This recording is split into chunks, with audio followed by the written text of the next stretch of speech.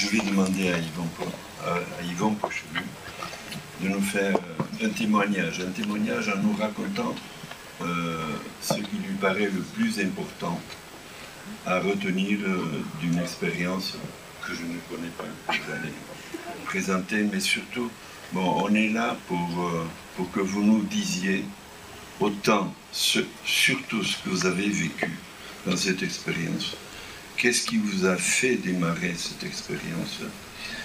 Et ensuite, comment vous y êtes pris concrètement? Les difficultés, les obstacles que vous avez rencontrés, et comment vous les avez surmontés. Et comment vous avez rencontré aussi des gens, comme on le disait dans le film, peut-être qui vous ont aidé, qui vous ont compris avant de vous juger, et qui vous ont accompagné ensuite pour faire réussir ce que vous aviez envie de réussir. Voilà, dites-nous un peu ce qu'il faut pour réussir une affaire comme cela, de l'intérieur et de l'extérieur.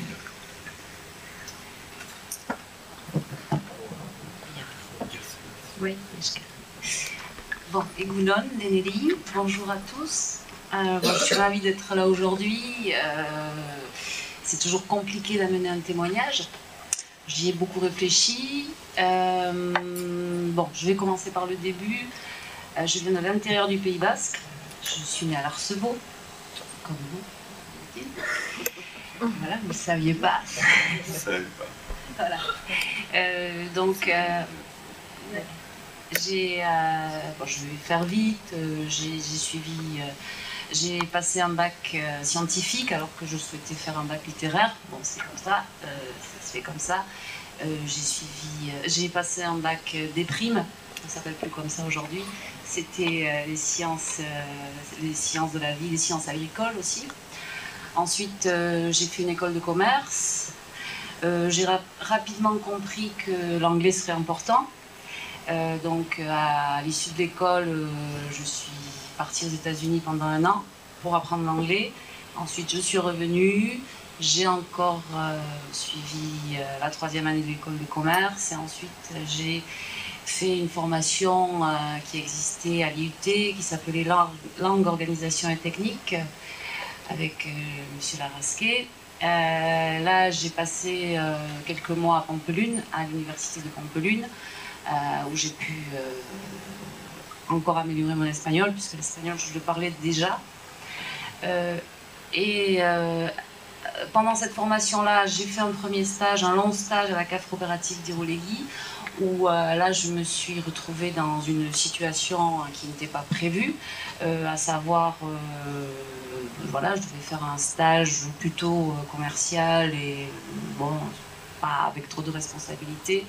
Au moment où je suis arrivée, il y a quelqu'un qui est tombé malade, donc on m'a mis entre les mains des responsabilités auxquelles je n'étais absolument pas préparée.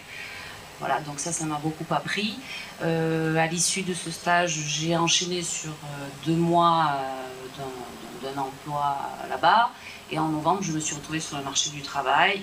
Et en janvier, j'ai répondu à une offre d'emploi de Biarritz Culture, qui est une association qui a pour but à Biarritz de promouvoir et de diffuser le spectacle vivant. Ils cherchaient quelqu'un qui parlait plusieurs langues pour mettre en place l'Académie internationale de musique. Voilà. Donc j'ai postulé à ce poste par le biais d'Emen, puisque c'est par ce biais-là que j'ai trouvé cette offre d'emploi. Et j'y suis rentrée en janvier 1995. Voilà, j'y ai passé 18 ans à Biarritz Culture.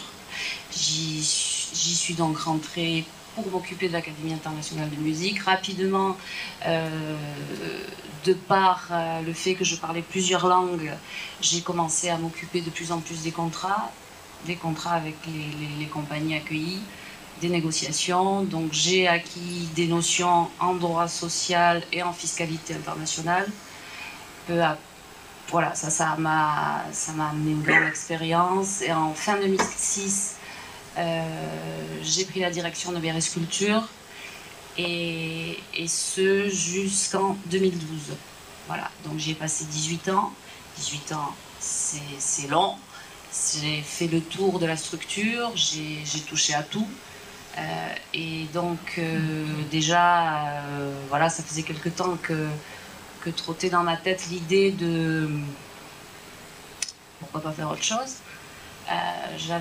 Ce monde-là, le monde de la culture, ou du moins celui que je pratiquais au quotidien pendant 18 ans, c'était donc le monde aussi de l'argent public, des subventions publiques, et ça faisait, c'était entre autres quelque chose qui commençait à me lasser un petit peu. Voilà, j'avais envie de connaître le monde de l'entreprise privée.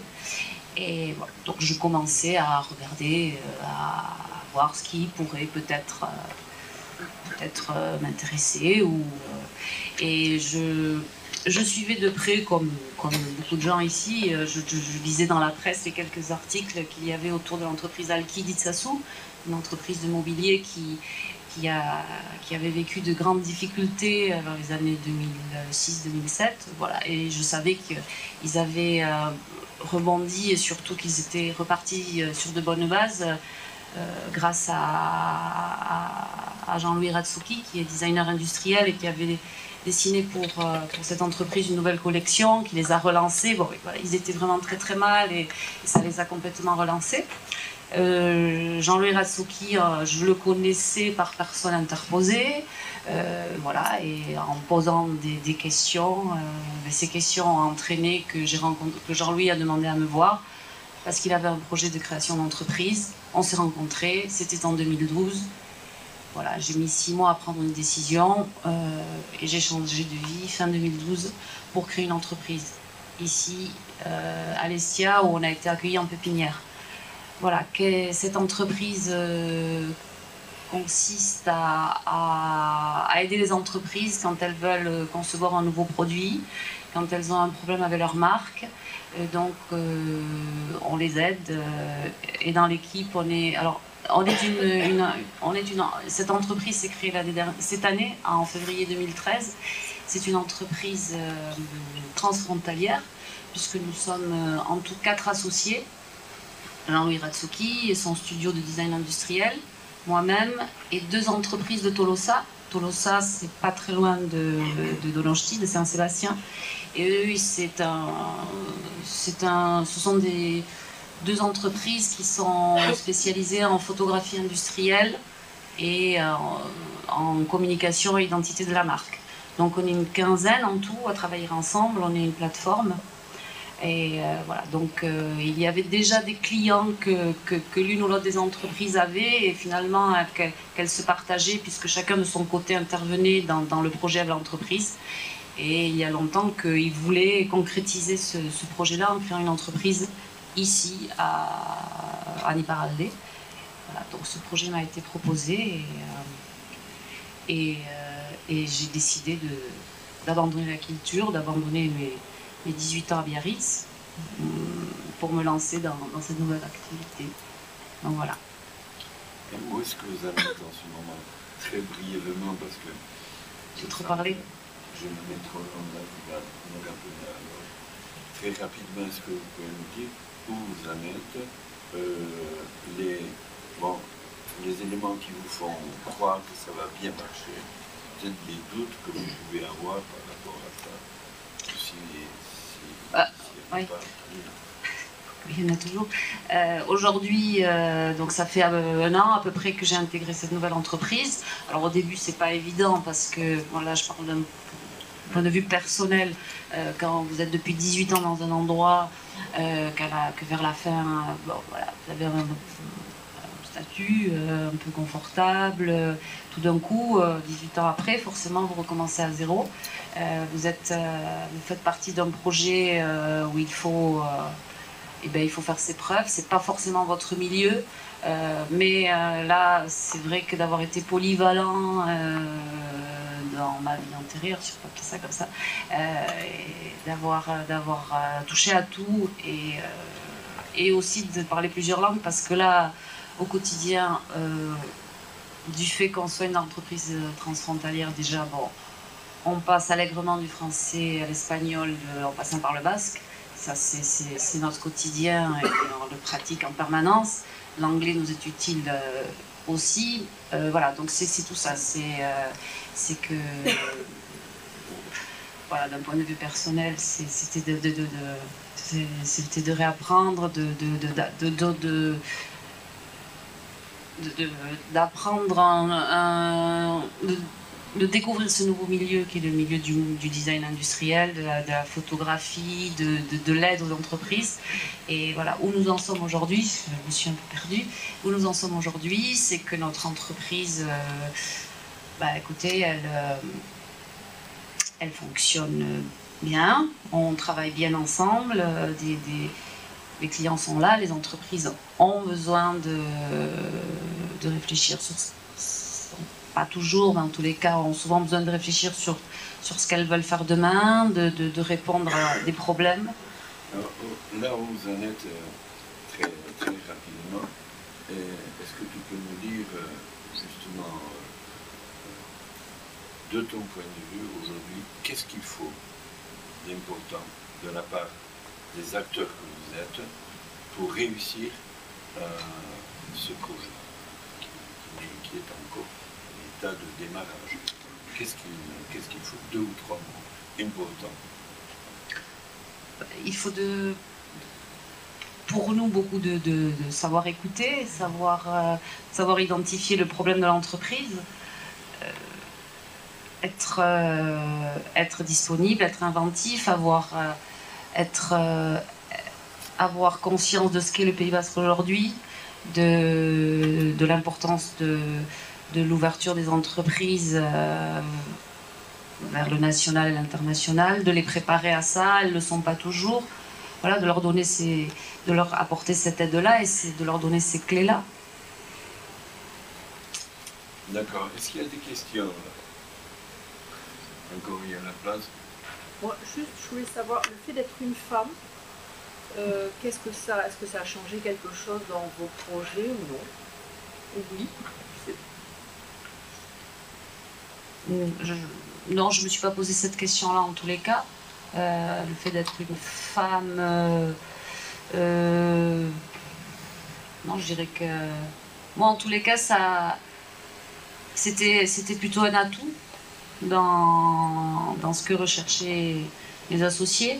Ils sentaient qu'ils avaient peut-être besoin d'une présence féminine parce qu'on est plutôt une équipe très très masculine et ils sentaient qu'ils avaient sûrement besoin de ça,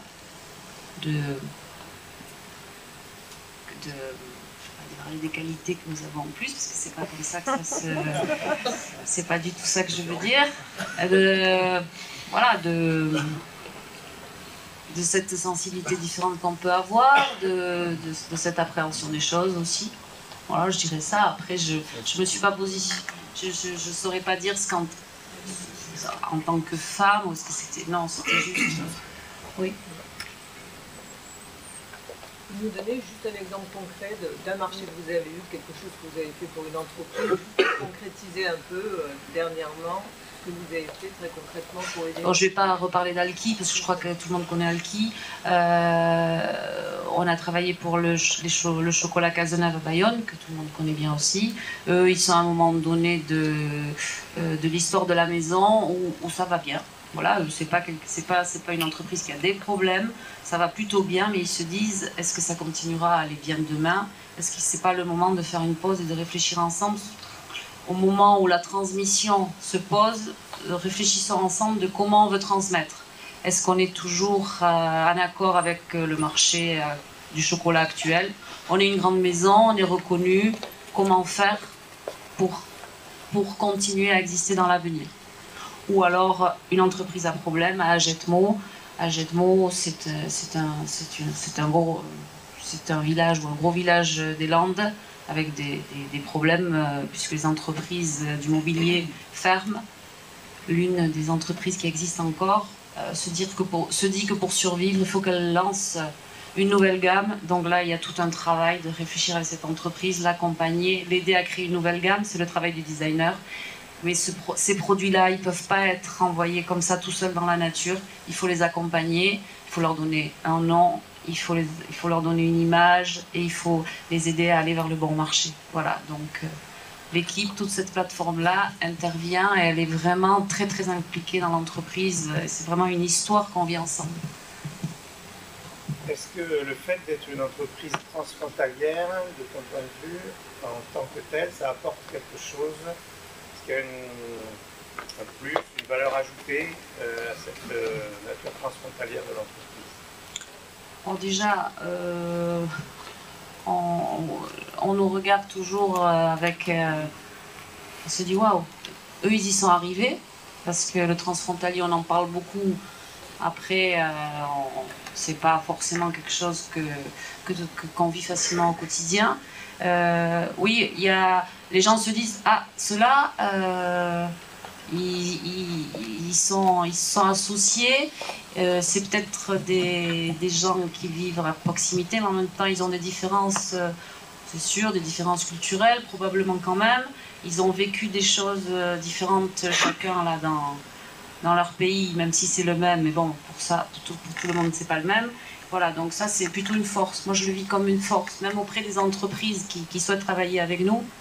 Elles se disent que les expériences de chacun, là, et qu'on soit une entreprise transfrontalière, ça doit quand même amener un truc en plus.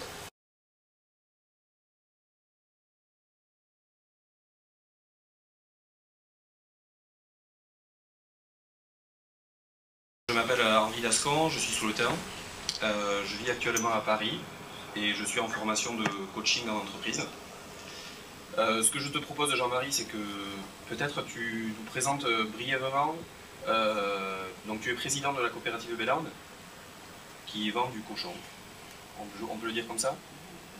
Voilà. Et donc, moi, ce que je te propose, c'est peut-être de présenter brièvement, en 2 minutes, ce que fait votre coopérative. Et ensuite, ce que je trouverais peut-être intéressant, c'est de savoir un peu quel a été le processus pour créer cela, pourquoi vous l'avez créé, quelles difficultés vous avez rencontrées. Et voilà, donc peut-être dans une première partie, si tu veux te présenter brièvement et présenter la coopérative Bellande. Egunon Deneri. Donc oui, Jean-Marie Ossafren, je suis de Banca. Alors je vais situer Banca au cas où. Banca, c'est dans la vallée des Aldudes. Donc souvent on nous dit, ah oui, vous êtes là-bas. Et finalement, le fait d'être là-bas au bout, ça nous amène beaucoup d'atouts et quelques inconvénients. Donc déjà, on a cet avantage-là. Donc, agriculteur, j'ai repris la ferme familiale de mes parents. Et donc, on a, pour aller vite, on a construit donc, un atelier de découpe de viande, de toute viande. Donc oui, cochon, mais on fait du veau, de l'agneau, de la vache. Donc on a un atelier de découpe, de transformation et de salaison, mais en saucisson et ventrèche.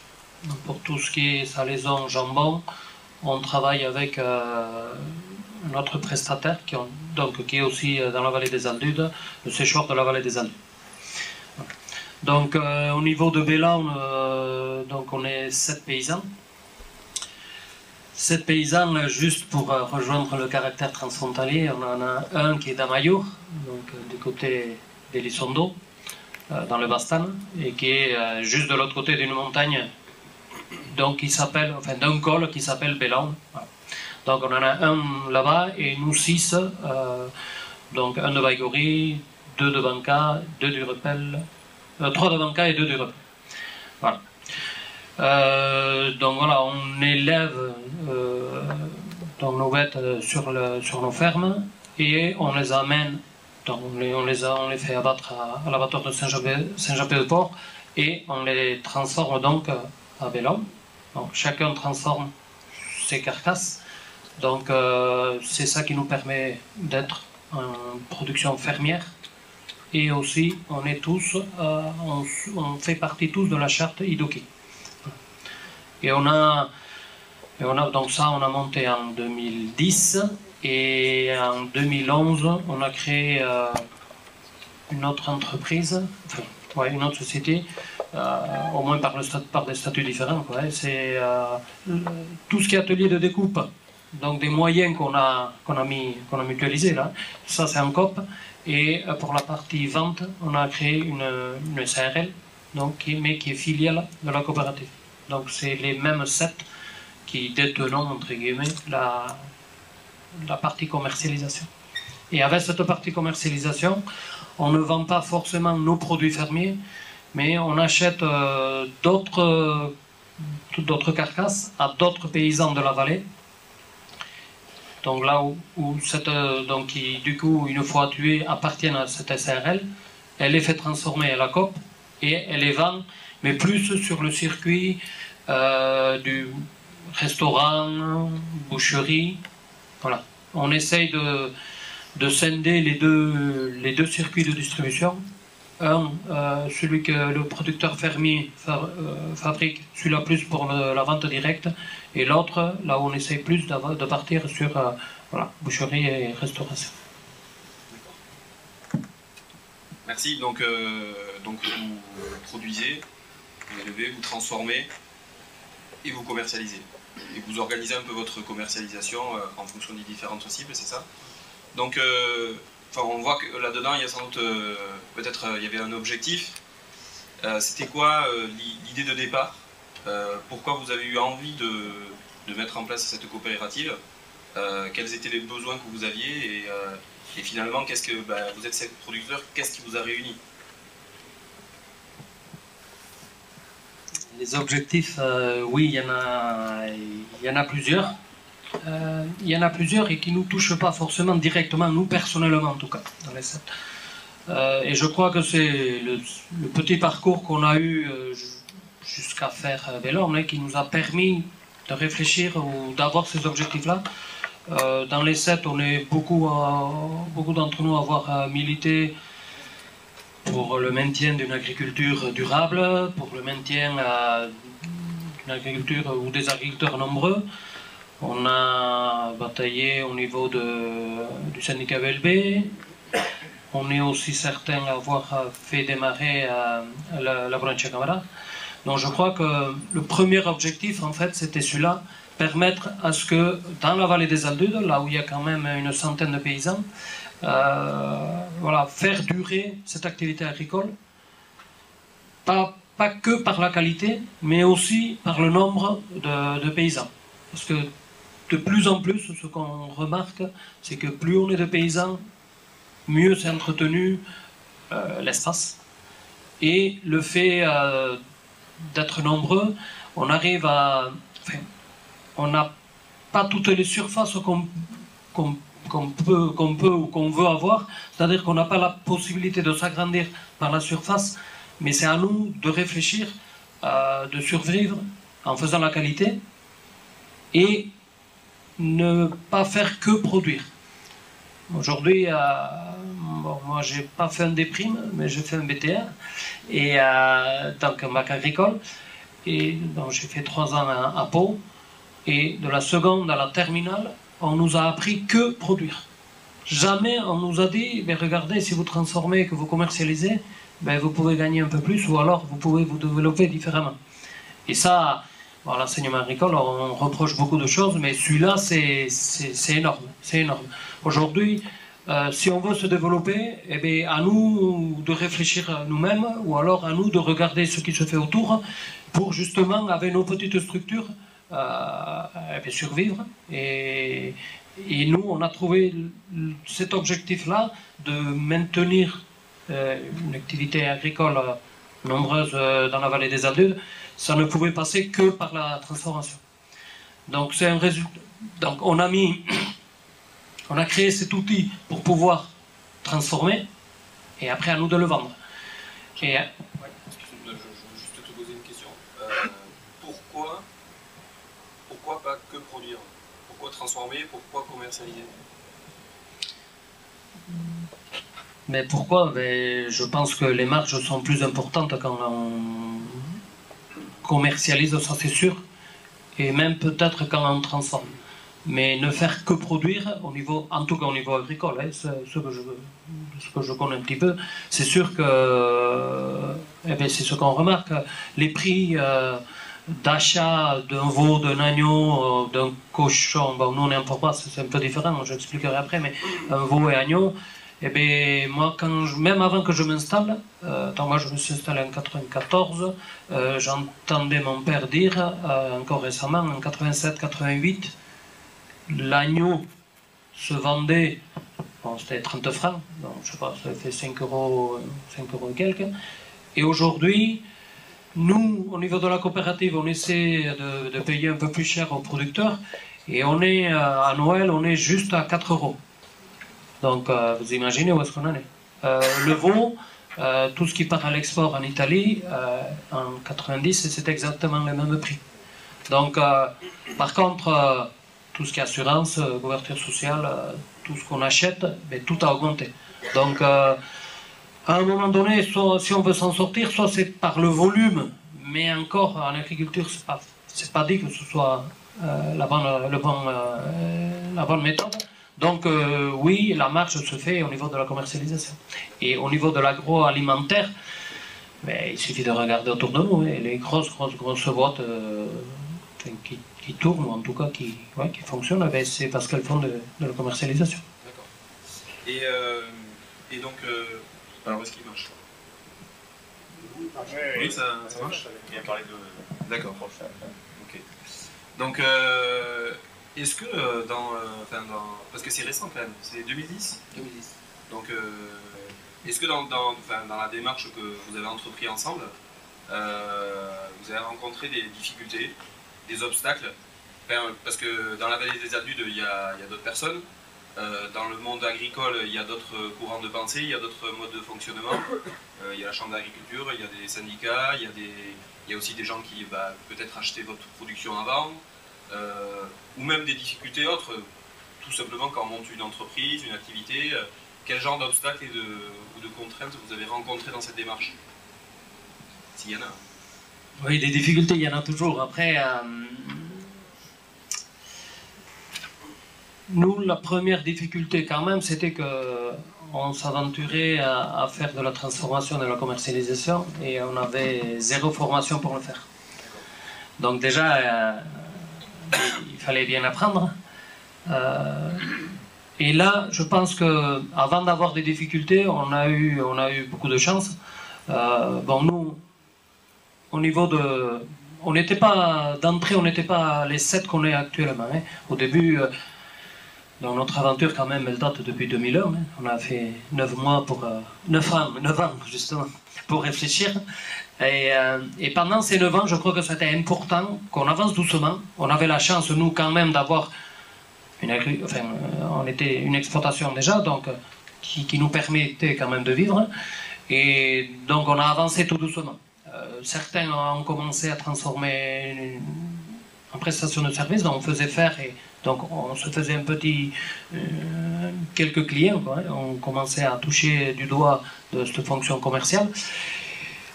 Et au fur et à mesure qu'on avançait, on a rencontré des gens.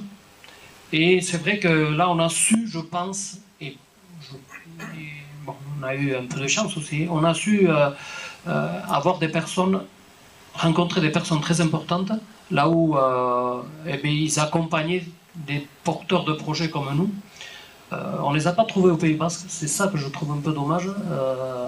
Nous, on a beaucoup été suivis par un lycée agricole sur Aurillac, où justement, c'est un lycée agricole, donc ils accompagnent les jeunes à devenir paysans et puis si possible à gagner leur vie avec ce métier-là. Et là où ils ont beaucoup développé toute cette production fermière. Et nous, on a été beaucoup accompagnés avec eux. Donc, c'est vrai que c'est toute la partie technique. Mais, entre guillemets, ça manque au Pays Basque. Et nous, on l'a soufflé plusieurs fois à des lycées agricoles au niveau des Pays Basque. Bon, aujourd'hui, c'est vrai que c'est un peu dommage parce que si on veut des petits bélans, il faut à un moment donné amener cette maîtrise au niveau de la technique. Après, je viens sur quelques difficultés quand même.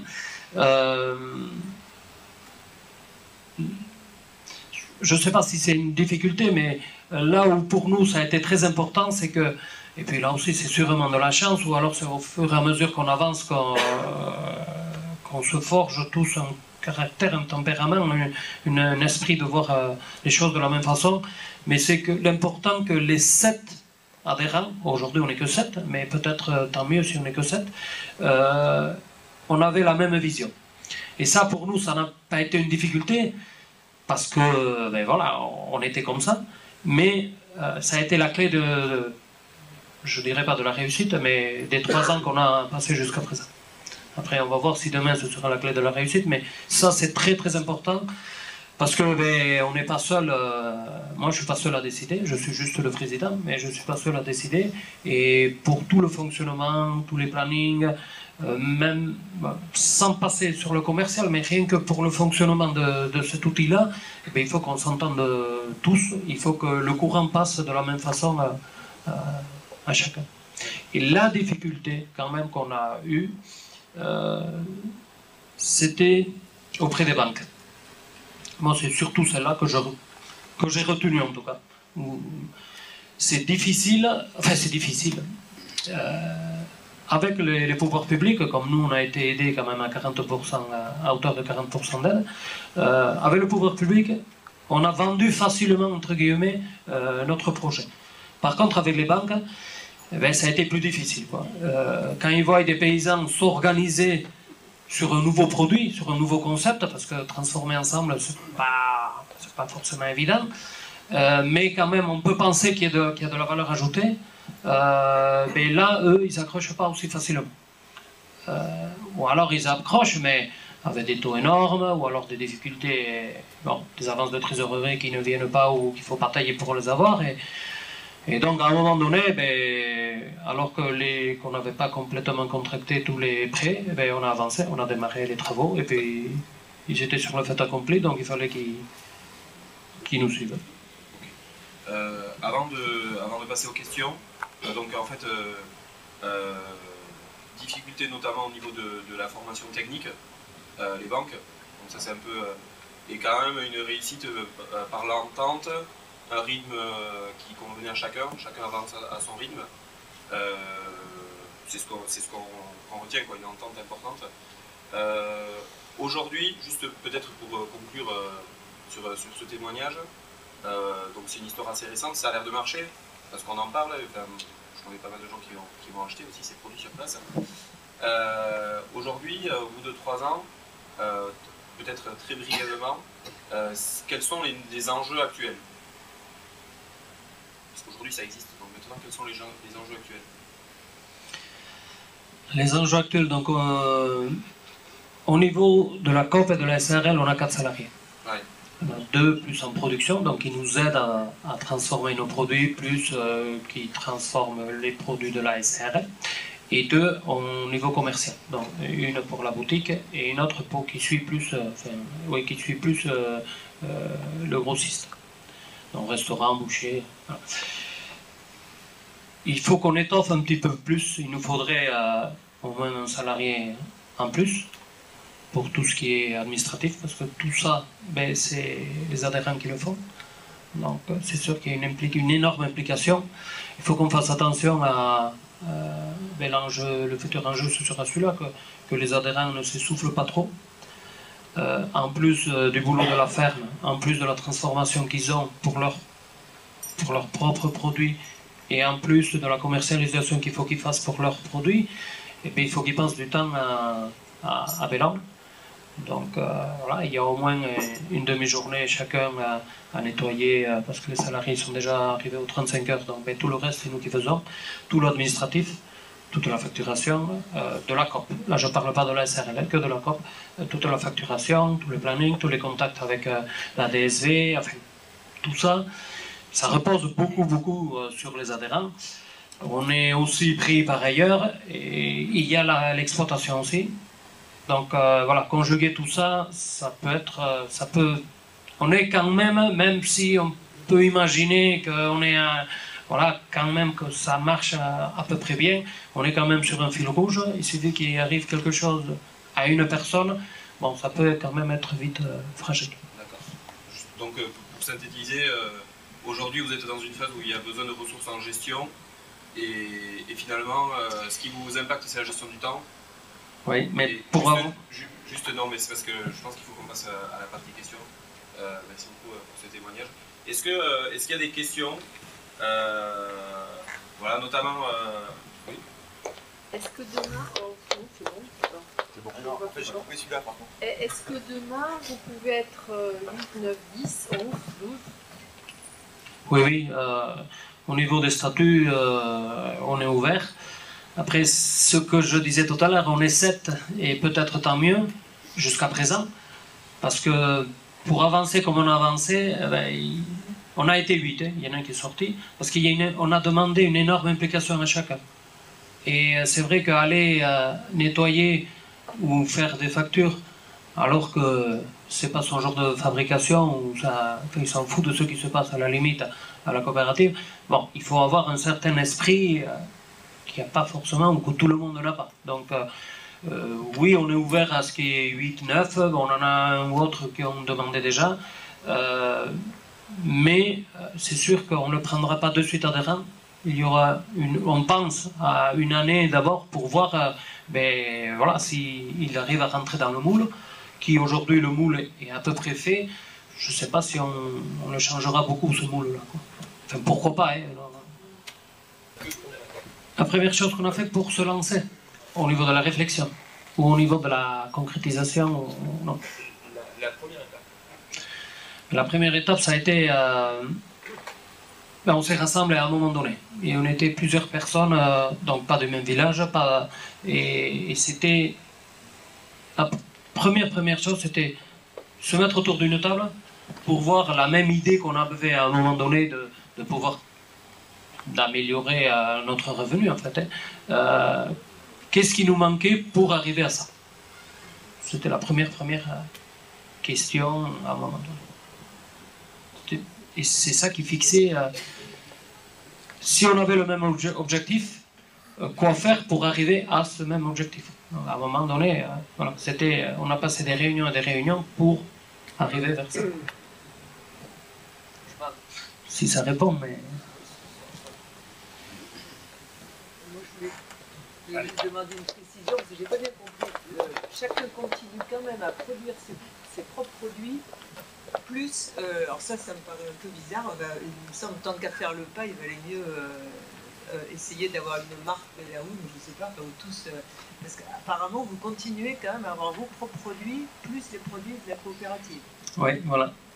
Nous, on n'aime pas quand c'est trop simple, donc en fait chacun avait ses clients déjà, avant, enfin, pour 4 sur 7, on avait déjà nos propres clients, ou une clientèle qui n'était pas définie, mais on voulait quand même avoir de la production fermière. C'est-à-dire que on a créé un outil qui nous permette de transformer. Donc, qu'est-ce que c'est d'être en production fermière? C'est donc de produire, mais que chacun transforme son produit. Et après que chacun le vende. Aujourd'hui, ce qui est vendu par le biais de la SARL ne peut pas être fermier. Ou en tout cas ne peut pas être idoki. Si vraiment on veut garder la signification fermière au produit. De plus en plus, on voit la ferme telle, sauf qu'ils ont 30 ou 40 ou 50 salariés, ils achètent à droite et à gauche, mais parce qu'ils ont aussi une entité agricole, ils arrivent à avoir le mot fermier.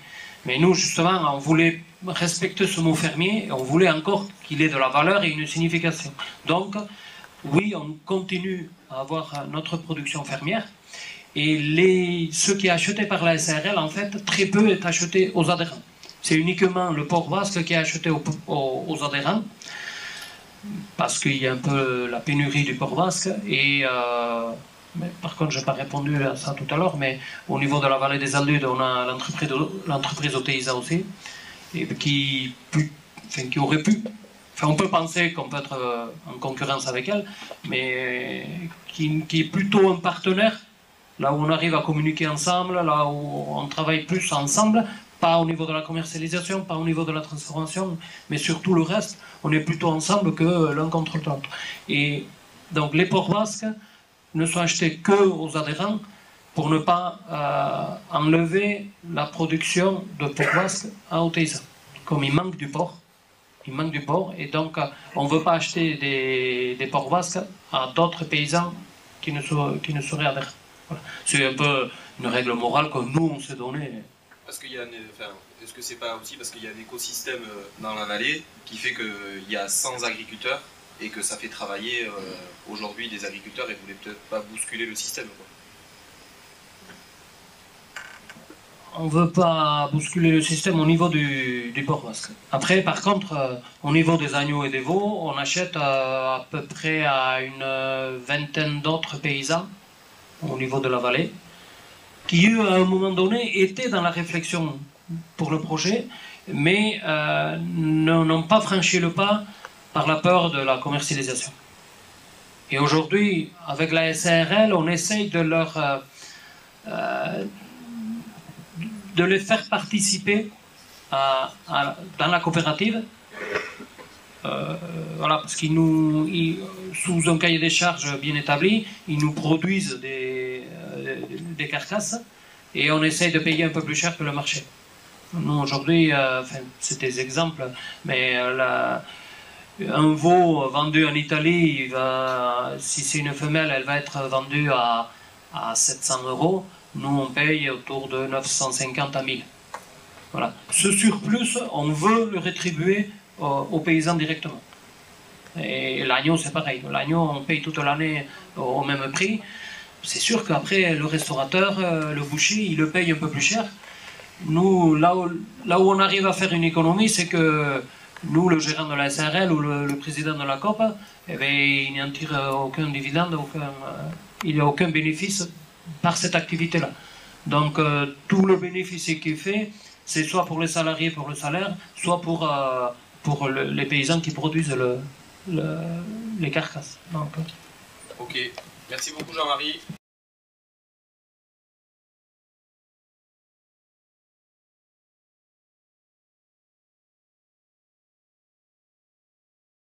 Qu'est-ce qui a poussé chez toi à la création, à ce que tu as entrepris?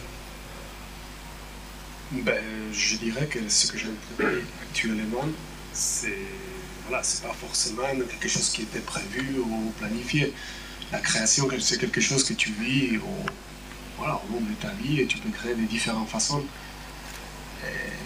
Je sais qu'avant de créer par exemple mon entreprise, j'avais créé plusieurs associations. J'avais créé même si tu organises, je sais pas, quand tu es étudiant, tu organises une sortie, je sais pas où, un voyage, tu es déjà dans la création. Donc, je sais pas si c'est une fibre que tu as en toi ou... Voilà, moi j'encouragerais à tout le monde justement de créer, mais pas se bloquer forcément, ne pas penser qu'être entrepreneur ou créer une entreprise, c'est forcément créer une entreprise en forme juridique. Voilà, c'est pas incompatible. Non, ça peut être une création, ça peut avoir de différentes formes. Alors, puisque tu as créé, dans quel domaine es-tu créateur actuellement? Alors, j'ai installé tout à l'heure l'ordinateur là, justement pour montrer les images. Parce que dire qu'on vend des cochons dans les dessins animés, je suppose que tout de suite vous savez une image. Alors si je vous dis par contre que je suis dans la mobilité urbaine, dans la logistique urbaine, je ne sais pas quelle image vous savez dans votre tête. Donc vous allez me permettre de vous montrer quelques images. Si la technique de cette école, la technique française. Je t'en rappelle. Même ton ordi.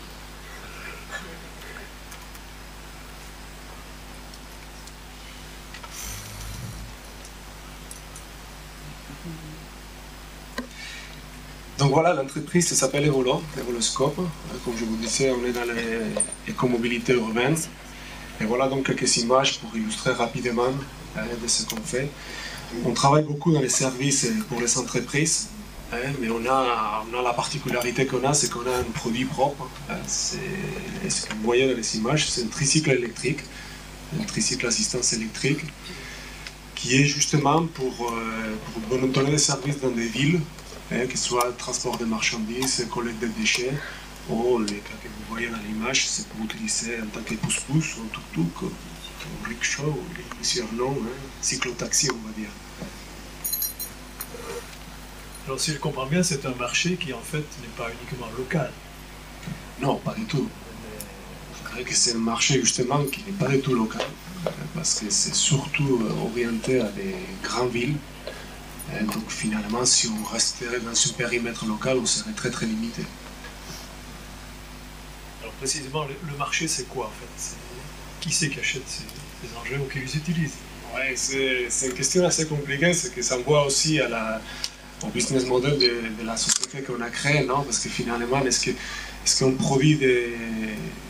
Nous, on considère qu'on ne fait pas juste la production de cet engin, c'est-à-dire, certes, on est des concepteurs, on fabrique ici au Pays Basque ce véhicule et on le commercialise, mais avant tout, ce qu'on fait, c'est donner un service, c'est-à-dire on accompagne d'autres créateurs d'entreprises qui, eux, vont donner des services dans d'autres villes, qui soient un service de transport des personnes, qui soient dans un opérateur logistique. Donc on va les accompagner, on va travailler avec eux, on va produire les services avec eux. Et donc pour répondre à ta question, c'est un des clients principaux, c'est ce genre d'acteurs. Ensuite, il peut y avoir les clients, on va dire, normaux, qui viennent juste, qui s'intéressent au produit et on prend les produits. Donc ça va être voilà, de la même façon qu'ils s'achètent des baskets chez Decathlon, mais ils viennent chez nous, ils s'achètent un véhicule comme ça. Un autre type de clients, ça va être des collectivités locaux, non pas pour ce type de véhicule, mais plus pour l'activité de collecte de déchets. Donc on est toujours dans la même problématique. On est dans les centres-villes qui sont piétonalisés, qui ont des problèmes d'espace. Donc qu'il soit pour la logistique ou que ce soit pour la logistique inverse, on a besoin des véhicules et des systèmes logistiques spécifiques. Ça veut dire qu'un particulier peut acheter ça aussi? Oui, en soi oui, mais ça ne nous est jamais arrivé. Encore. C'est-à-dire que nous, notre client, c'est des professionnels. Et clairement, c'est des professionnels, soit qui démarrent, qui créent une entreprise parce qu'ils ont vu qu'il y a une opportunité dans la logistique urbaine, soit des opérateurs logistiques qui existent et qui voient qu'ils ont des difficultés avec leurs camions ou leurs véhicules actuels et qui donc vont acheter le véhicule. Question qui vient à l'esprit, on peut mettre de la publicité sur ces engins? Oui, d'ailleurs, c'est un business model associé à ce genre de véhicules.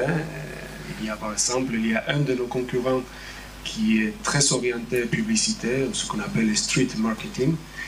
Et c'est vrai que pour ceux et celles qui donnent les services avec ce genre de véhicules, c'est un mode de revenu non négligeable.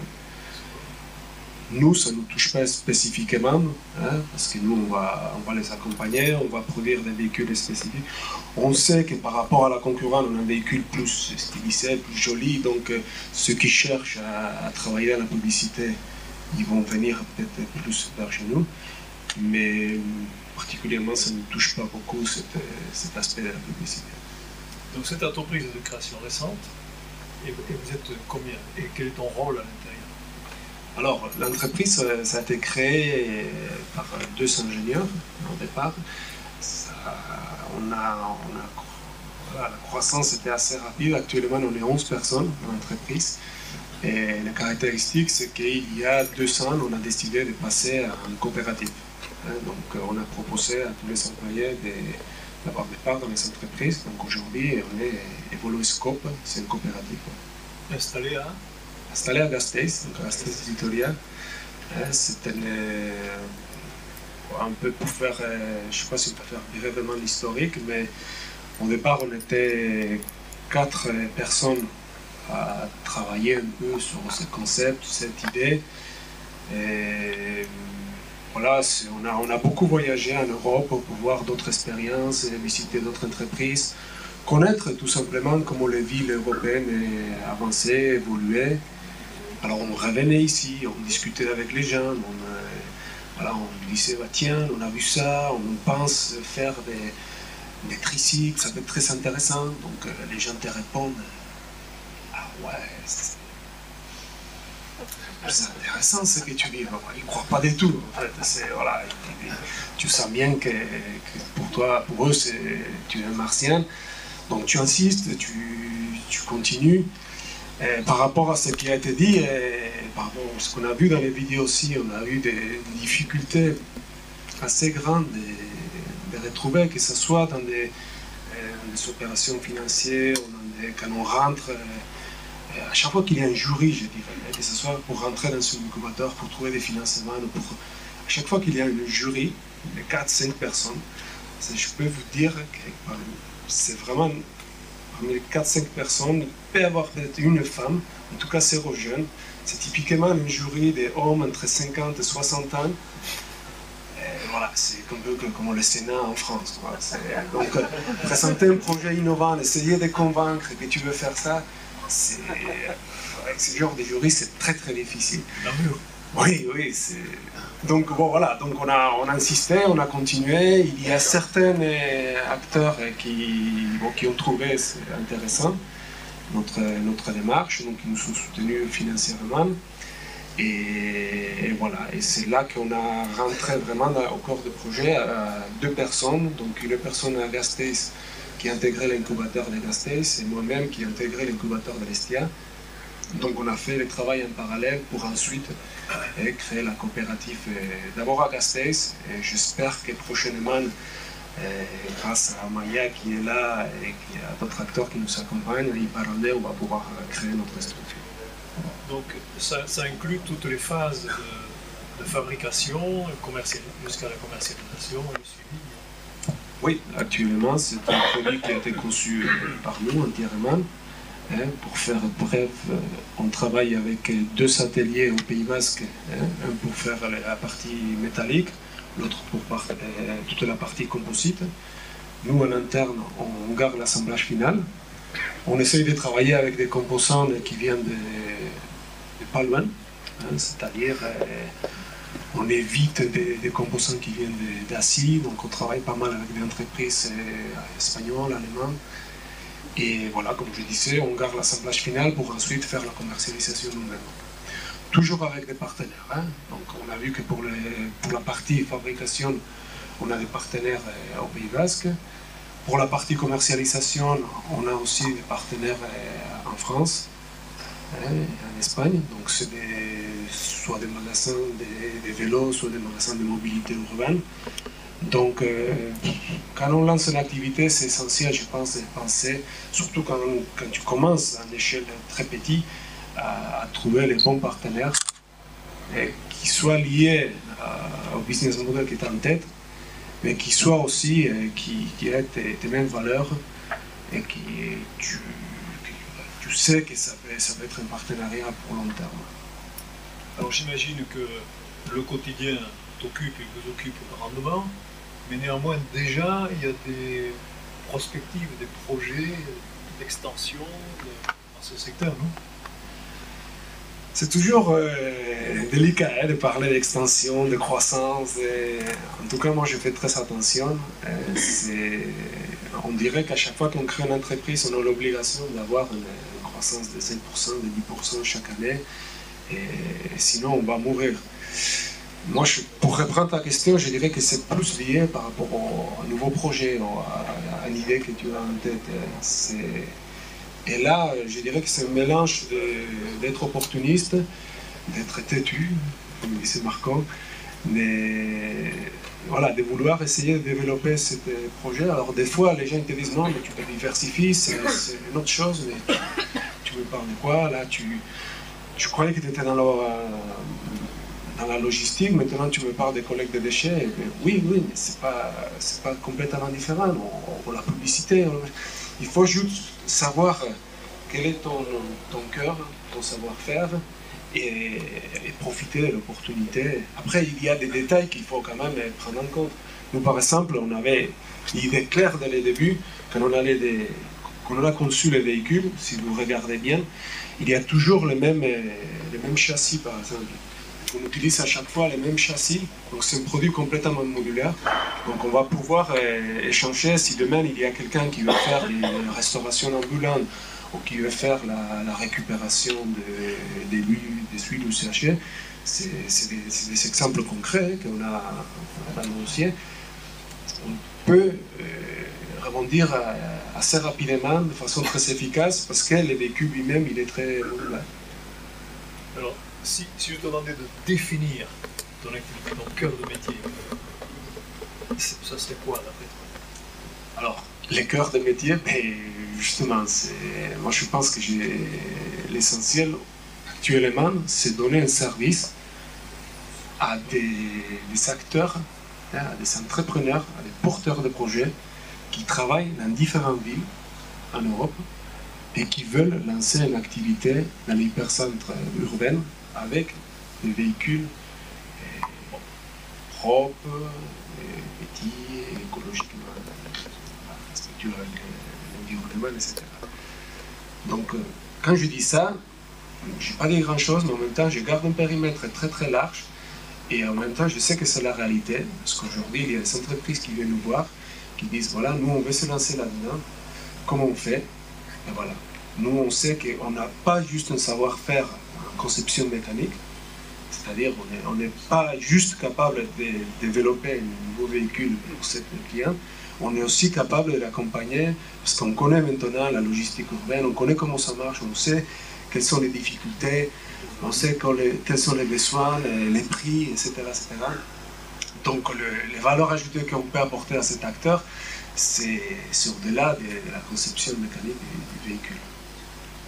Très bien. J'ai épuisé mon de questions, mais il y en a certainement dans la salle. À vous de jouer. C'est une question en liaison avec le projet de territoire. On a mis comme thème un peu aussi qu'on voulait créer, favoriser des créations en lien avec un projet de territoire. Et ça m'étonne un peu que pour un produit comme ça, vous n'arrivez pas à trouver tous les composants en égalité sur place avec Mondragon, avec... on est obligé d'aller s'adresser en Espagne ou ailleurs pour aller... oui, monsieur. Il n'y a pas tout ce qu'il faut pour faire un truc comme ça à l'échelle du Pays Basque. Ben non, il y a certains composants qui sont très particuliers, mais voilà, mais on achète même, il y a certains composants qui sont encore achetés en Asie. Hein. Il faut, voilà, c'est bien la réalité.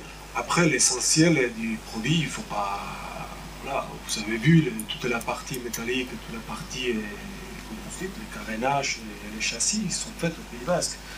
Donc voilà, les savoir-faire qui est dans la mécanique, les ateliers, on arrive à trouver encore au Pays Basque.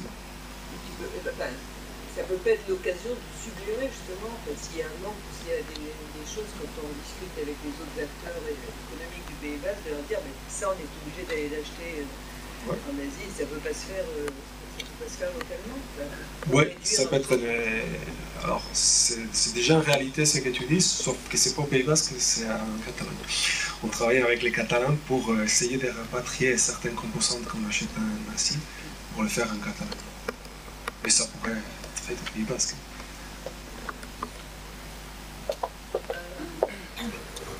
Moi, je voudrais savoir si l'association MN vous a aidé et dans quel domaine? Non. C'est la réponse facile.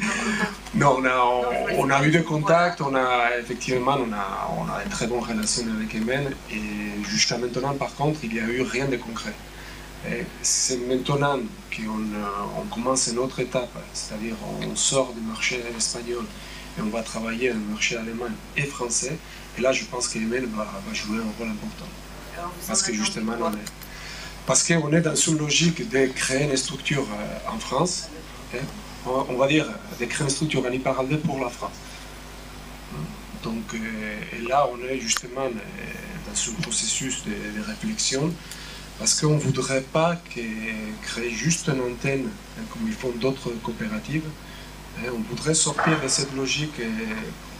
Il y a beaucoup de coopératives à Egualde que quand ils vont ailleurs, ils ne créent pas des coopératives. C'est-à-dire qu'ils créent des antennes, d'autres types de structures où les gens qui travaillent ne sont pas coopérateurs.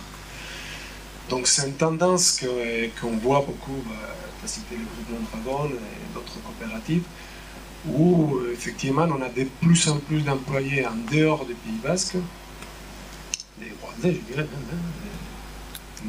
mais voilà, cette balance se déséquilibre de plus en plus, et en plus tous les employés qu'on trouve en dehors des Rwandais ne sont pas coopérateurs. Donc à long terme, il y a le risque de se trouver avec un réseau où la plupart d'employés sont dispersés partout dans le monde, et finalement, les coopérateurs, c'est-à-dire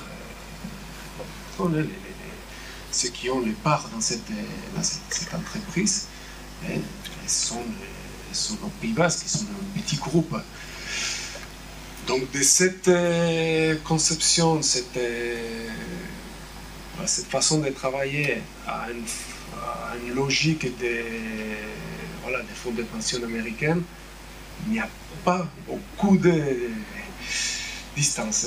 Donc on essaie justement de ne pas rentrer dans cette démarche et de réfléchir à d'autres façons de le faire.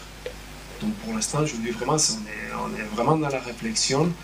Mais est-ce qu'on se pose des questions? Est-ce que c'est possible, par exemple, de créer une coopérative avec un statut juridique français et de travailler plus en réseau sans aucun lien hiérarchique?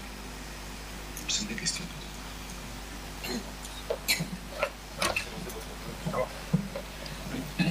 Juste une question. Comment est constituée la structure? Vous êtes des concepteurs, il y a des producteurs et puis il y a des commerciaux. Ça se répartit comment, ça, dans votre entreprise? Vous êtes 11. Sur les 11, il y a combien de concepteurs? Alors, sur les 11, il y a 3 concepteurs, 2 commerciaux, il y a il y a une personne qui s'occupe plus de suivi de fabrication, sous-traitants, fournisseurs, etc. Une autre personne qui s'occupe de l'assemblage final. Et voilà, je pense que je fais le tour. Merci. En fait, je veux juste bien comprendre ce que vous faites. Vous avez des clients qui viennent vous voir, vous leur concevez de A à Z, vous leur concevez et vous leur fabriquez. Et en fait, vous avez des usines. Alors, il y a différents types de clients, justement. Il peut y avoir un client qui, comme je disais tout à l'heure, il vient, il a vu le produit, il est convaincu, il achète, comme il a un catalogue, ou il peut y avoir un besoin spécifique, mais à ce moment-là, on va commencer à travailler avec le bureau d'études. Donc, on va devoir faire un développement spécifique pour ce client. Donc, il y a un travail de bureau d'études, plus le développement des protos, des démonstrateurs. S'il est content, on va lancer un service de fabrication. En fait, ce que vous vendez, c'est pas un service, c'est plutôt un produit fini. Alors justement, il y a plusieurs business models. Il y a les business models classiques, avec un produit fini, avec un catalogue. Tu viens, tu choisis dans mon catalogue, tu achètes. Il y a un business model associé à un service de bureau d'études, je dirais. Et il y a un business model plus associé à un service qui va au-delà des bureaux d'études mécaniques, je dirais, et qui rentre déjà dans un service, dans une connaissance des aspects logistiques. Moi j'avais une question aussi. C'était par rapport au choix de la structure de coopérative. Pourquoi ce choix? Alors, c'est pas deux questions complètement différentes parce que finalement c'est très lié. On a longtemps réfléchi à qu'est-ce qu'on voulait faire et quel type d'acteurs, quel type de compétences on devrait avoir pour répondre à ces clients. Non?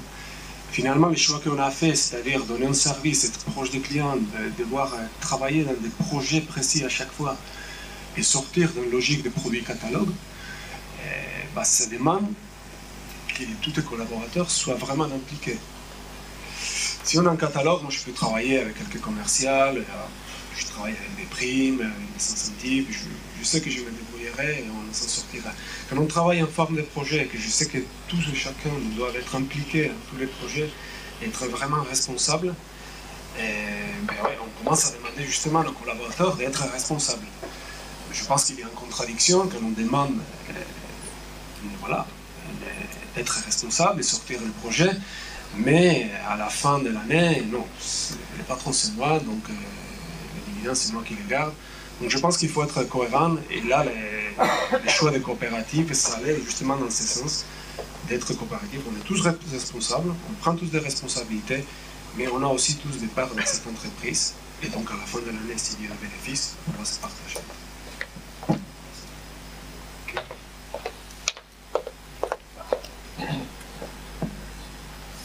Moi j'avais une question vous avez au début, à la création, vous avez commencé par les services, vous avez commencé par créer ce châssis et ce vélo en gros. Alors, parce que là, si j'ai compris, si je résume, en gros, vous avez ce vélo, c'est un peu la vitrine de l'entreprise. Alors tant mieux si on vient l'acheter, mais c'est un peu pour montrer et expliquer ce que vous faites, mais le but c'est c'est plus de vendre des services aux grandes villes.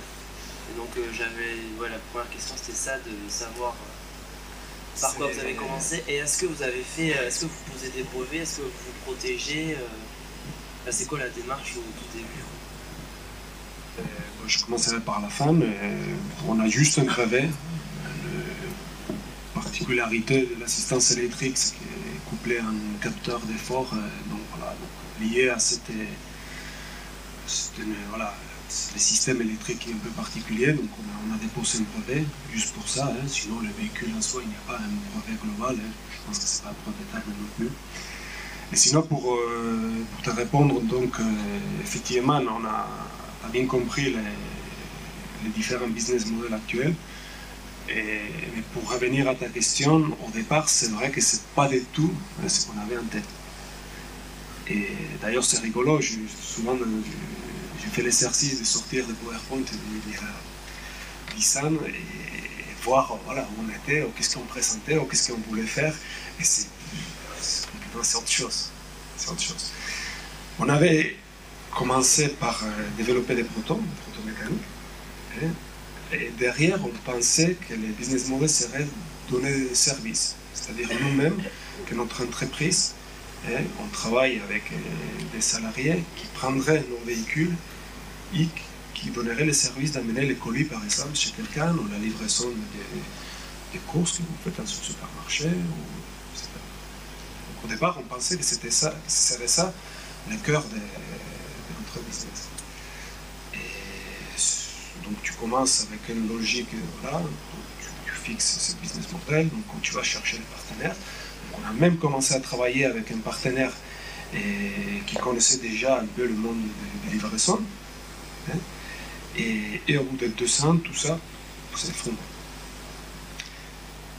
Donc on change tout, on garde quand même les véhicules qu'on a développés et on part sur d'autres idées, d'autres business models. Aujourd'hui, si tu regardes un peu les concurrents qui travaillent au niveau européen, tu as tous les modèles possibles. C'est-à-dire il y a certains qui ont gardé cette business model de donner service directement, il y en a d'autres qui sont sortis complètement, il y en a d'autres qui ont vendu l'affaire à un grand opérateur logistique, et tu as vraiment tout. T'as vraiment tout, et c'est pas moi qui va dire non, les choix qu'on a fait, c'est les bons choix. En tout cas, ça montre bien que quand on développe un produit, c'est essentiel de réfléchir au business model qu'il y a derrière. C'est-à-dire avec qui tu vas travailler, quel partenaire, quels sont vraiment les savoir-faire que tu veux développer et quels sont les modèles de revenus. C'est pas pareil de vendre un véhicule, de vendre un savoir-faire, une forme de consulting ou des projets à échelle régionale ou nationale, faire la location, faire du leasing pour la publicité, c'est pas du tout la même chose. Du coup, j'ai une deuxième petite question.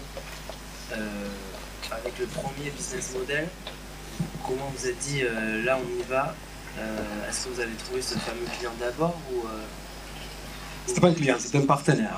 C'est-à-dire au départ, on s'est dit, ben voilà, c'est ça les modèles, c'est ça qui va marcher. Et on a trouvé un partenaire qui connaissait déjà la distribution. Après avoir lancé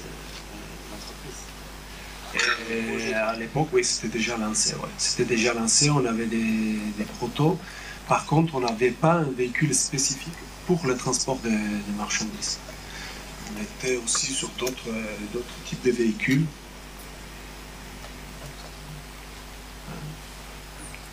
Ces modèles, par exemple, n'ont jamais sorti au marché.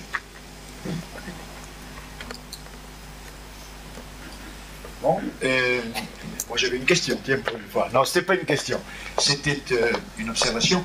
Je sais qu'il y a des personnes qui ont imaginé d'importer ici en France des rickshaws indiens.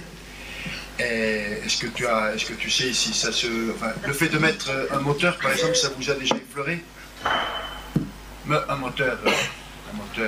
Alors, le moteur, c'est une option. Hein. Il y a... Quand je disais que c'est complètement modulable, c'est vraiment modulable. Et si vous ne voulez pas des moteurs, vous ne prenez pas les moteurs. Hein.